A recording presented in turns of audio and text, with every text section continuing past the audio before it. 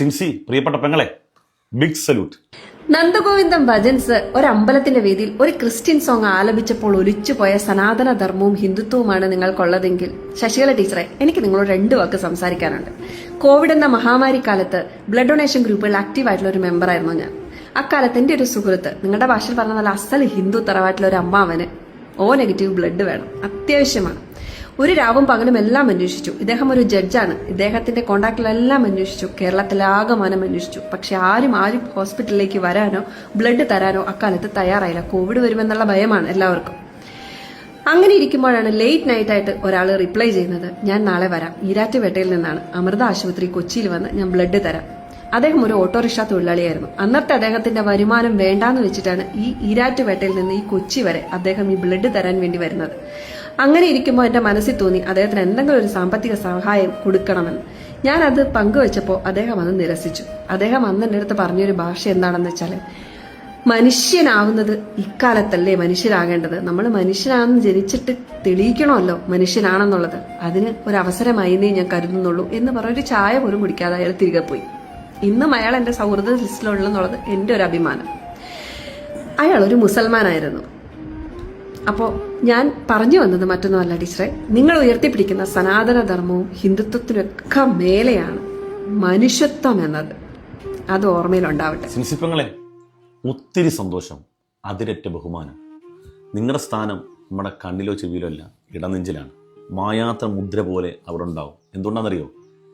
ഈ വർഗീയ ധ്രുവീകരണ കലുഷിത സാഹചര്യത്തിലൊക്കെ ഇങ്ങനെ ഹൃദയം തുറന്ന് തനിക്ക് അനുഭവവേദ്യമായ കാര്യം മനസ്സ് തുറന്ന് സംവദിക്കാനൊക്കെ ഒരു മനുഷ്യൻ സന്നദ്ധമാകുമ്പോൾ അവരെ പ്രകീർത്തിക്കാതെ അഭിനന്ദിക്കാതിരിക്കാൻ കഴിയില്ല എന്നുള്ളതാണ്. ഇവിടെ ഒരു മുസൽമാൻ ചെയ്ത നന്മ എടുത്തു പറഞ്ഞതുകൊണ്ടല്ല, നന്മ അത് ഹാബിറ്റായി മനുഷ്യർ അത് കാണുമ്പോൾ അതാരായാലും അത് അംഗീകരിക്കാനുള്ള വിശാലമായ കാഴ്ചപ്പാടുണ്ടല്ലോ, അതിനെയാണ് അഭിനന്ദിക്കുന്നത്. ഇനി ഞാൻ പറയാൻ പോകുന്ന എൻ്റെ വിഷയം ഒന്ന് ശരിക്കും ശ്രദ്ധിക്കണം എൻ്റെ പ്രേക്ഷകർ. ഇന്നലെ ബഹുമാനപ്പെട്ട സാദിഖ് അലി ശിഹാബ് തങ്ങൾ പാണക്കാട്ട് തങ്ങൾ ചെയ്ത പച്ച വർഗീയ പ്രവർത്തനം എന്താണെന്നറിയോ? നിങ്ങൾ ഈ വാർത്ത ശ്രദ്ധിച്ചു നോക്കി. ചികിത്സാ ചെലവ് 80 ലക്ഷം രൂപ, മൃതദേഹം നാട്ടിലെത്തിക്കാനാകാതെ കുടുങ്ങിയ മലയാളി കുടുംബത്തിന് സാദിഖ് അലി തങ്ങളുടെ കൈത്താങ്ങ്, നന്ദി പറഞ്ഞ് വേണുഗോപാലിൻ്റെ കുടുംബം. എന്നാൽ ഈ പറയപ്പെട്ട മനുഷ്യരെയൊക്കെ ഏതെല്ലാം ഘട്ടത്തിൽ തീവ്രവാദികളും ഭീകരവാദികളും പച്ച വർഗീയവാദികൾ, അങ്ങനെ പച്ച വിളിച്ചോന്ന് പറയുക. ഇതൊക്കെ ആക്കുമ്പോഴും അവർ ചെയ്യുന്ന പ്രവർത്തനങ്ങളെ ഇതൊക്കെ മറ്റുള്ളവരെ അട്രാക്റ്റ് ചെയ്യാൻ വേണ്ടിയും അവരെ മതത്തിലേക്ക് കൊണ്ടുവരാൻ വേണ്ടിയാണെന്നൊക്കെയുള്ള വെപ്പ് ഒക്കെ ശരി.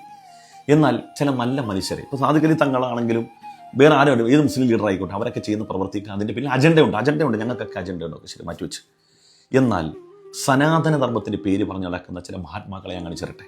ഒന്നാമത്തെ വ്യക്തി ശ്രദ്ധിച്ചോ, ഞങ്ങൾ ഇസ്ലാമിന് എതിരാണ്, ഭൂമിയിൽ നിന്ന് ഇസ്ലാമിനെ തുടച്ചു നീക്കും.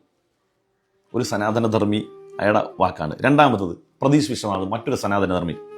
ഒരു പ്രത്യേക വിഭാഗക്കാർ പറയുന്നത് ഞങ്ങളിൽ കുറച്ചാളുകൾ മാത്രമേ തീവ്രവാദികളുള്ളൂ എന്നതാണ്. സമ്മതിച്ചു. പക്ഷെ നിങ്ങളിൽ തീവ്രവാദികളെയും അല്ലാത്തവരെയും ഞങ്ങൾ എങ്ങനെ തിരിച്ചറിയും എന്നും കൂടി പറഞ്ഞാൽ കൊള്ളാം. ഇവൻ്റെ രാവിലെ മുതൽ വൈകുന്നേരം വരെയുള്ള പരിപാടി എന്ന് പറഞ്ഞാൽ ഓരോ മനുഷ്യരുടെയും മൂത്രം അതുപോലെ തന്നെ കാഷ്ടമൊക്കെ ചെക്ക് ചെയ്തിട്ട് ആരാണ് തീവ്രവാദി അല്ലാത്തവർ, ആരെ ചെക്ക് ചെയ്യുന്നത് എന്നാലോചിച്ച് നോക്കിയേ. ബ്രിട്ടീഷുകാരെ വരെ നമുക്ക് തീവ്രവാദി എന്ന് വിളിക്കാൻ പറ്റുമോ? എന്തുകൊണ്ട്? മഹാത്മാഗാന്ധിജിയെ ഏത് ഘട്ടത്തിലും വധിക്കാൻ കഴിയുമെന്നിരിക്കെ അധികാരവും ആയുധവും എല്ലാ സർവായുധ സജ്ജരായ ഒരു വിഭാഗം കോടിക്കണക്കിന് വരുന്ന ഇന്ത്യക്കാരെ അടക്കി ഭരിച്ചു.